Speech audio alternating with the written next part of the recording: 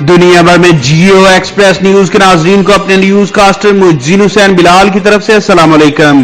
خبر شامل کریں گے ضلع منڈی بہاؤالدین سے، جہاں ایس ایچ او تھانہ پاڑیاں والی مجاہد فاروق کا منشیات فروشی کے خلاف crack down.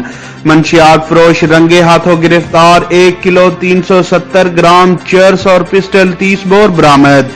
S H O تھانہ پاڑیاں والی مجاہد فاروق نے ڈسٹرکٹ پولیس افیسر منڈی بہاؤالدین ناصر خان سیال کی ہدایات پر منشیات فروشی کے خلاف کریک ڈاؤن کرتے ہوئے بدنام زمانہ منشیات فروش راحیل احمد ولد منظور احمد دھوتر کے قبضے سے 1 کلو 370 گرام چرس اور بغیر لائسنس پسٹل 30 بور برآمد کر کے الگ الگ مقدمات درج کر لیے۔